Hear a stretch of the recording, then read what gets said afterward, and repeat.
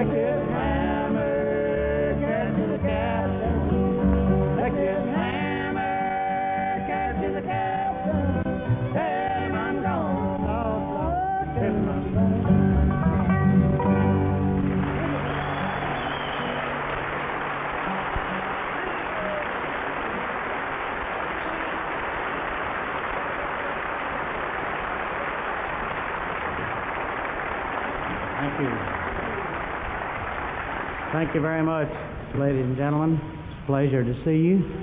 I'm sure you'll enjoy the show throughout the evening. So make yourselves at home, take your shoes off if you like, and have a good time.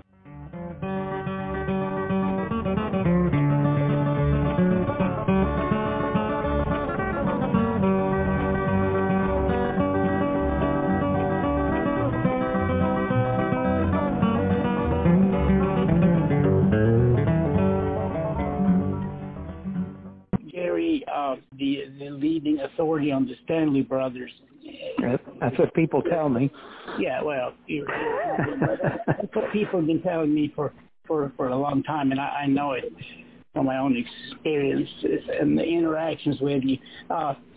So I knew, growing up in Sweden and everything, I knew that the Stanley Brothers had performed there in the 60s, but it was sort of in the haze of history, so I really never knew a lot about it. But now, about to you and to some collectors and the bluegrass fans in Sweden. I've gotten a hold of several old articles from the Swedish media, and then pictures from fans who were there at the time in Stockholm, and so I got that side of the story. Now I'd like to hear what was the state of the Stanley brothers in the spring or late winter of 1966? What was going on with the band and everything?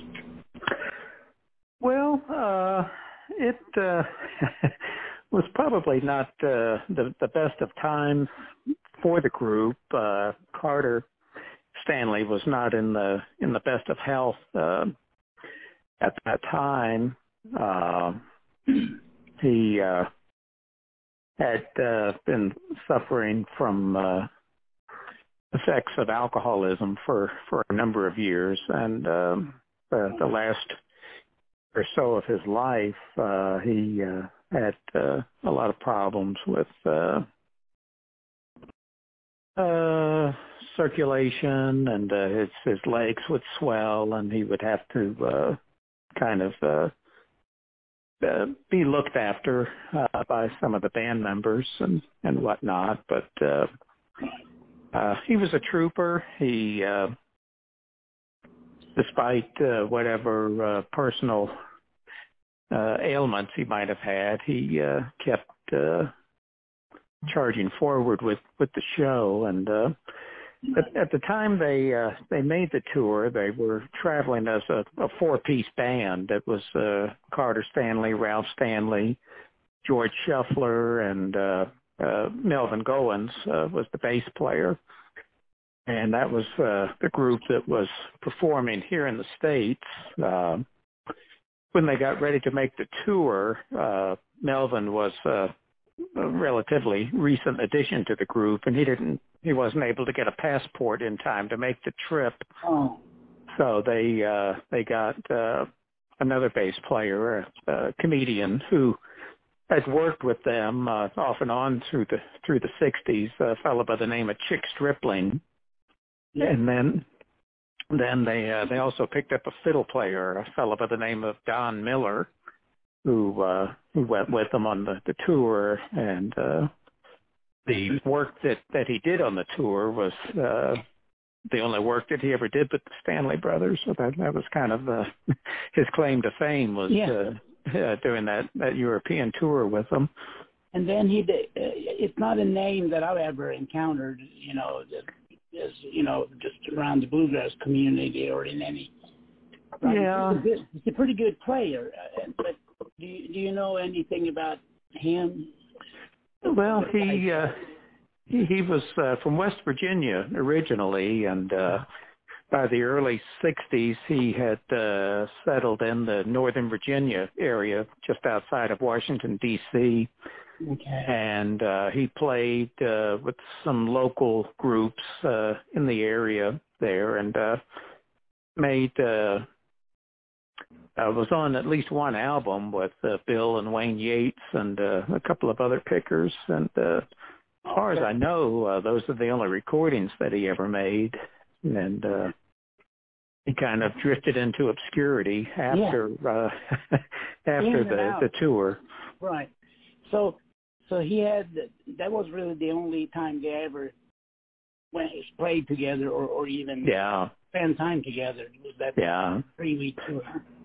I understand that Billy Baker, fiddle player, was originally tapped to go on the tour with them, but for whatever reason, he wasn't able to make the tour, so they picked up Don Miller kind of at the last minute. Yeah, Billy Baker, he's quite a good fiddle player. Yeah. Quite good.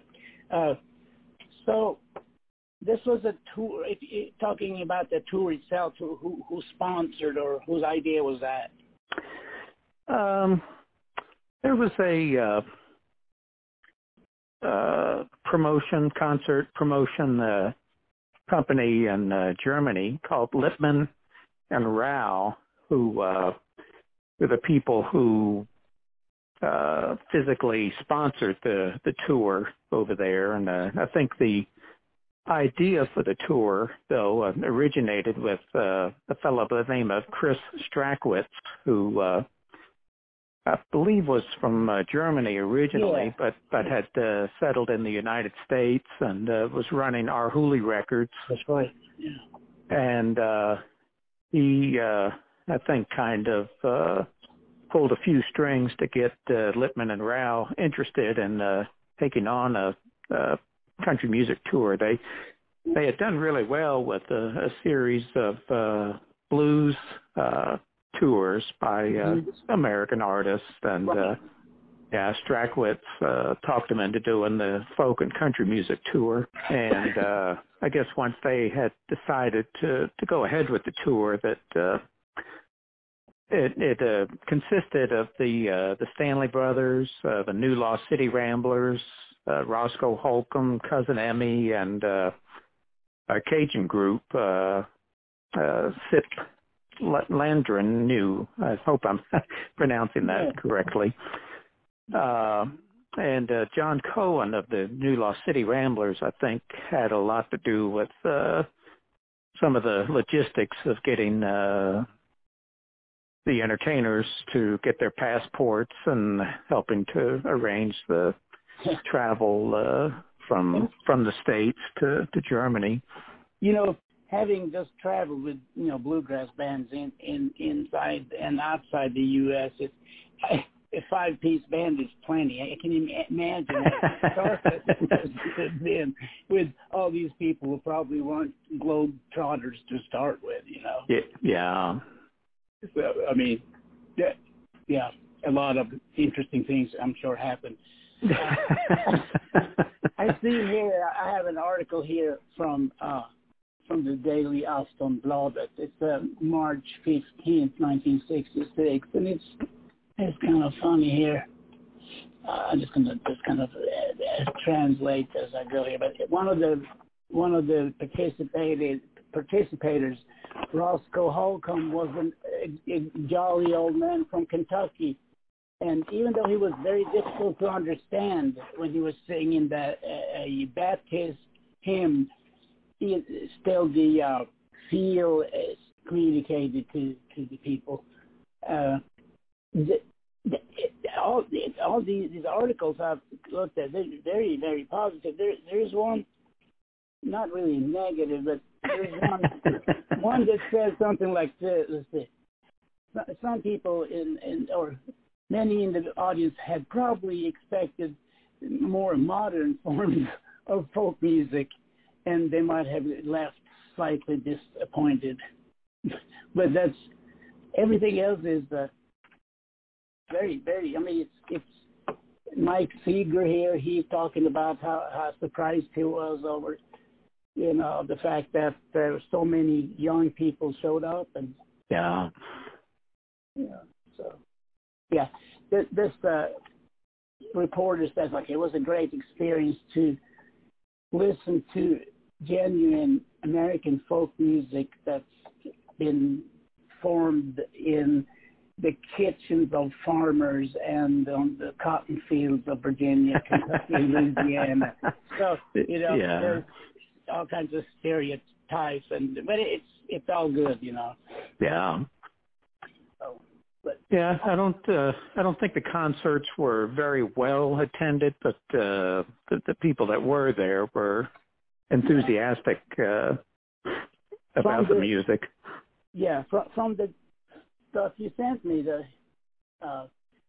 ads in the daily newspapers around Stockholm, it looked like they ran ads for maybe 3 days before the concert. Yeah. So of course there was not much other way to announce, I don't know if there were radio advertisements as well. I don't know. That time, Sweden was like state-run radio with like BBC or NPR.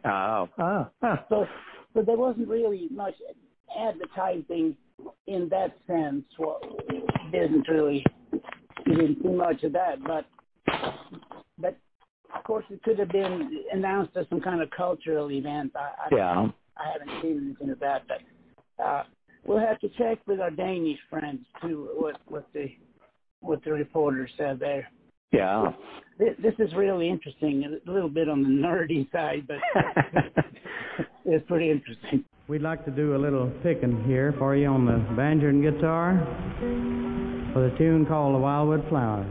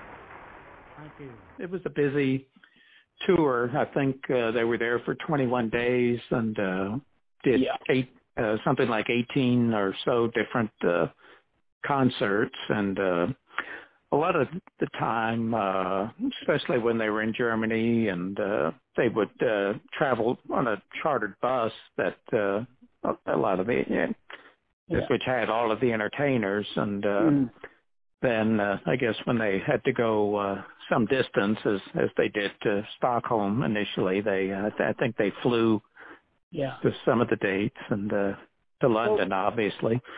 If you just maybe could start from the beginning of the tour, like before they actually flew over there, how did they get prepared and stuff? I am not sure that there really was, as far as the Stanley brothers, how much preparation there was. They probably, of course, didn't need, but I mean, just to house everybody and keeping everybody basically in one place. And well, they played a few dates here in the States before they got on the plane to go overseas. They played the Fashion Institute auditorium in New York City, and that was all of the entertainers, Stanley Brothers and New Lost City Ramblers and everybody. And then after that, they went to Boston and did the whole show over again. And then after that is when they flew out. I'm not sure exactly where they flew out from, if it was from LaGuardia or if they flew out from Boston, or but I think they flew into Frankfurt and from there to Baden-Baden. Yeah. Okay. And they were involved in some TV show, or? Well, before they left the States, they did an appearance on a program that was hosted by Pete Seeger called Rainbow Quest. Yeah. They did that, and then as soon as they landed in Germany, they spent 3 days at a TV studio putting together an hour-long documentary on country music. I think Tracy Schwartz was the only member of the group that spoke German, so he he wound up narrating a lot of the commentary that was in the country music special. That would be interesting to see that. It was briefly. Bear Family had issued it on a DVD, but I think they ran into some legal problems, and it was deleted from the catalog shortly after it was released. And there's been a couple of cuts that have showed up on YouTube that were taken from the DVD. There's 2 songs by the Stanley brothers, How Mountain Girls Can Love and Rank Stranger. Both of those are on YouTube, and they're from that country music show in Germany. Yeah. Wow. I tell you, Bear Family, they've done some good stuff. Richard Weitz has definitely filled a void with a lot of these box sets and DVDs that he's put together. Yeah, and you know, the research behind the liner notes there. Oh, yeah. Beautifully written. Yeah. You probably wrote some of it. Just a couple of projects, yeah. Yeah. I used to read your liner notes, great interest back, when we had LPs. I can't read. Yeah. Can't see it to read the CD text anymore. It's just good. Need a magnifying glass. Yeah, but so there at least you can watch on YouTube. Then they from Baden-Baden they went on. I looked at the map. And I can see it'd be a pretty gruesome trip. Just riding on that bus. Yeah. Mike Seeger took a little portable tape recorder with him, and he did interviews with some of the artists while they were actually traveling on the bus, and you can hear the hum of the motor in the background, and you can hear them changing gears along the way. I guess as they were traversing different terrain. The Alps, maybe. Yeah. Yeah. So, well, have you obviously heard those tapes? So do you know if there is a way of getting a hold of those or copies of those audio files, or the show in Copenhagen? I must think in the interview. Oh, all of Mike Seeger's materials are at the University of North Carolina in Chapel Hill, the Southern Folklife Collection. Well, it's right next door, so I can go there. Yeah.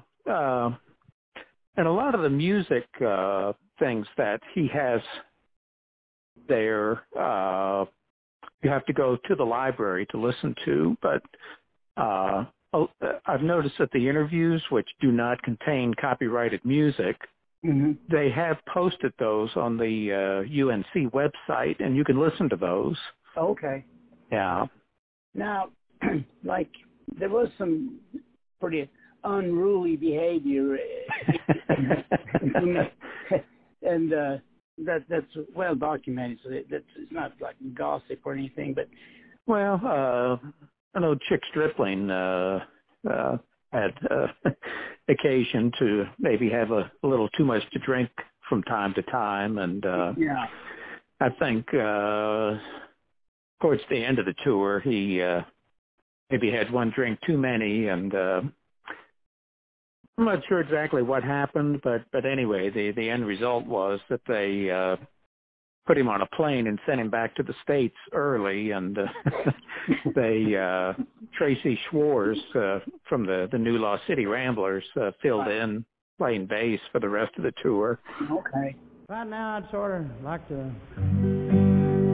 do for you one I like to dedicate to my wife if she was here, but she's not, so I'm safe. Goes like this. She rides a limousine, I crank the old machine. Nobody's business what I do. Nobody's business, nobody's business, nobody's business what I do. Nobody's business, nobody's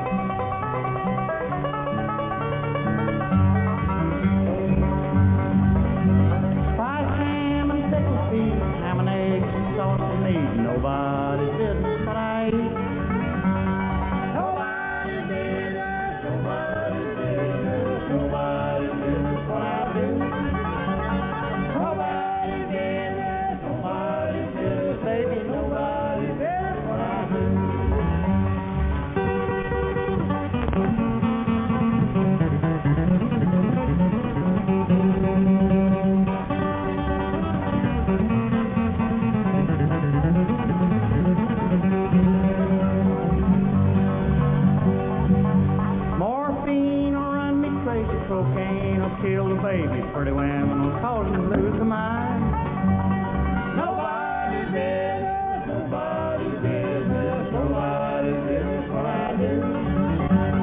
Nobody's business, nobody's business, nobody's business what I do.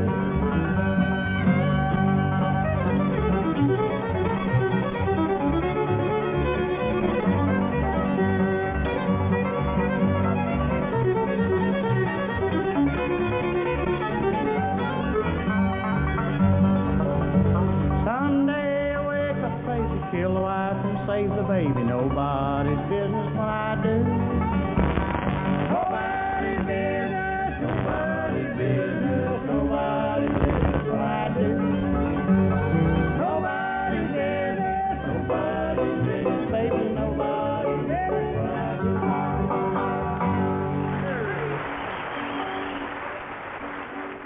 Well, I'm going to call our friend Urban Haglund in Stockholm next and see and get his perspective from it. He was a teenager at the time.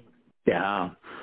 And, yeah, I've seen the pictures of him at the concert, and he was pretty young looking. Yeah, he sure is.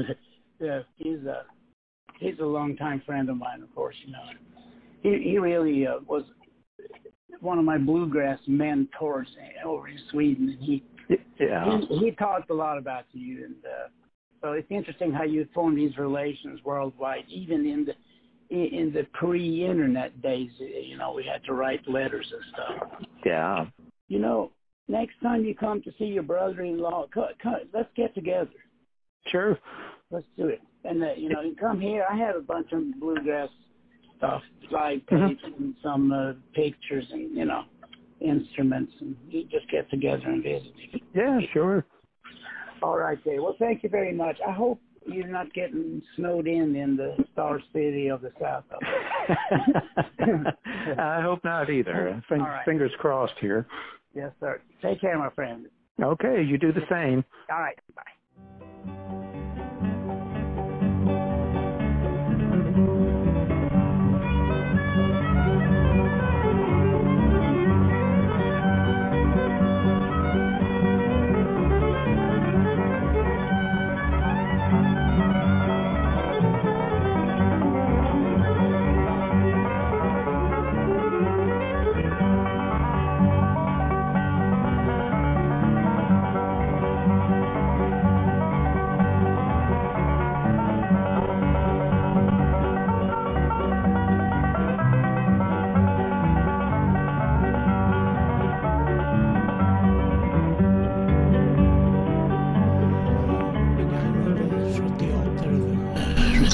Ja, men det är mest skit. Hade Brandelius, det är väl mycket kaffe. Ja, den gamla husguden Brandelius. Well, this is my old bluegrass mentor, Urban Haglund, who is in Stockholm, and he was actually at that show in 1966, and so this is long before the internet, of course. And how did you even find out that there was such an event coming up? You weren't you were living quite far away from Stockholm, so you didn't see the local newspapers or anything. No, but already then in '66 I was connected to Western Songs, the country music magazine came out in Stockholm edited by Rune Krongård and Lillis Olsson. So I was writing, had my own bluegrass column there since early '65, late '64 maybe.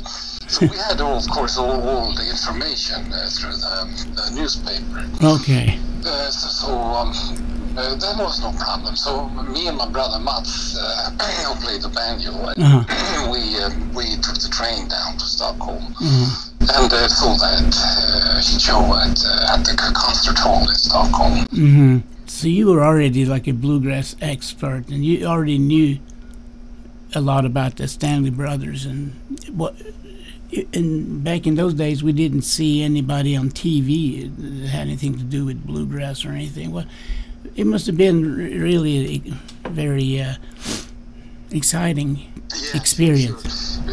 For us, it started in the really early 60s, 61, 62. There were a lot of pop music, Beatles and British magazines, Musical Express, and one or two others. And I used to buy those, and in the classified ads, back of the magazines, there were small ads for blues venues in London, blues magazines, and country and western magazines. So I wrote to those, and I don't remember country music. I don't remember what one first name, but Country News and Views was a real early British magazine. From Charleston, Key, Newman, and Lowestoft in the eastern parts of England. So I subscribed to that real early. And he was, he and Rodney McElry, was a guy from Northern Ireland. They put out that Country News and Views. And it was a great magazine, great. So they always pushed the real country music, traditional, and a lot of bluegrass and old time. And even early, I must have been 64 perhaps, they had connected Bill Vernon as their American correspondent. And Bill Vernon, you know about Bill. I knew Bill, So I wrote to him, and we had a wide correspondence. This was long before the internet days. It was a good way to learn English and learn more and more about. And just pretty soon we got the address, both me and Lillis, for the Stanley Brothers fan club. Guinness, And they had a really nice newsletter with small pictures connected to articles, and their schedule and where the Stanley Brothers were playing. And there's a small, even of some other bands, articles about one other band. So that was a really nice source of information. And even Jessie's fan club, I think her name was Jean Osborne, who had that for many years. That's right. So and then of course Bluegrass Unlimited came out in 66, I think. I believe. So we were a handful of Swedish young guys who subscribed. Peter Wimblad was on that from the first eye, and Lillis. And I think 2 or 3 others. So Bluegrass was pretty well spread, I guess you can say, in Sweden, even by the mid-60s. So of course we were excited and heard about that, Lippman and Rao, the producers of that American folk and country music festival. So that's when I had the good fortune of being invited backstage and to talk to Carter and Ralph before they came on stage. So you have seen those. I've seen the pictures. But as I said, I guess we were I was just about 18. 18 and 1 or 2 months over 18. So we were starstruck. Of course. I know. Formal discussions, more how you do, nice to meet you. Well, I know. I mean, you don't know what to ask, when you meet somebody of that stature, and you're young and you just going crazy or just like so excited you don't know what to say. Yeah, that's true. Yeah. But that was a nice concert, and of course the old-time music. There were a couple of bands, even when it mid 60s, old-time string band and home music band. Playing in Stockholm and around Stockholm. They had a lot of gigs, and they were of course there also as they listened to the New City Ramblers and Cousin Naomi. And might have been one or two Cajun fans who listened to the Zipland or I guess it's called the name of the band. So it was a good, nice variety show, really. Right, yeah. So, you remember who played bass? I know they changed bass players towards the end of the tour. Yeah, but that was, they were here on the 14th of March. So that was Chick Stripping was playing in Stockholm. And there was nothing wrong with that. Right. As far as we could decide. But then a couple of days later in Copenhagen, he got worse. And I think that's well known. So he was taken off stage. Too many the performance of the right. Even then, yeah. There's too many temptations down there in Copenhagen, you know. Yeah. So, and that was his last date on that particular festival show there. Yeah. And after that, Tracy Schwartz took over. So they played in Germany and Switzerland. And it was at the end of their European tour. Yeah. I see. I got. Let's see. Gary Reid gave me a tour map. It's a pretty intense trip, you know. Being on the bus, you know, with a bunch of people like that, and everybody is, all kinds of personalities, I guess, and you can imagine what. There's some really nice. Yes. Right. To the concerts. Yeah. Well, what was the most memorable thing about the? What do you remember the most from that concert? It was the Stanley Brothers. Yeah. Since I already then was a bluegrass fan, and seeing the Stanley Brothers, they were perhaps not at their best, but we didn't notice. Yeah. It was some really nice old songs. Oh yeah. Records, songs that I've heard from their old records. Yeah, and you know what I thought about is like hearing like Carter Stanley talk, you know, just very laid back, nothing formal, and then thinking about the mixed audience, you know. So there are like real young bluegrass fans, but then you have the stuffy people who go to Konserthuset for you know, like it must have been sort of a meeting of cultures, and judging from the audience reaction, they were really well received. And I read some reviews from Aftonbladet and Expressen and other publications. And it was that's right, and it's all very good.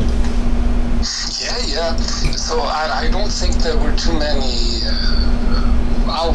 Right. Matter what Exactly. type of music. Exactly. But absolutely, the great majority, most of the folks, so the real diehards, bluegrass and old-time fans, there weren't too many, I believe. But it's American folk was not even half filled, I believe. So it wasn't too big a place for a festival like that. In those early days, at least, yeah. And that's the first ever like bluegrass music that we ever had in Sweden, I guess. Right. Yeah, I'm trying to put together a listing over the people who would. There might be some people who don't know who Tom Paley was, but he's an important figure in the whole folk boom and beyond. Yeah, definitely. Yeah, I played for several years. Met Tom and played a little bit, a couple of times. He spoke Swedish just perfect, you know. Yeah. I mean, especially for somebody, yeah, he was a very smart man, that's obvious. If you lived in Sweden for 2 years and learned to speak like that, that's pretty impressive. Really, it really is. Yeah. Well, we have to talk more another time about let's say just goodbye here. Vi får fortsätta göra så här. Absolut. Ja, vi gör så. Jag hälsar allihopa. Ja, hej. Ja, hej då. Hej.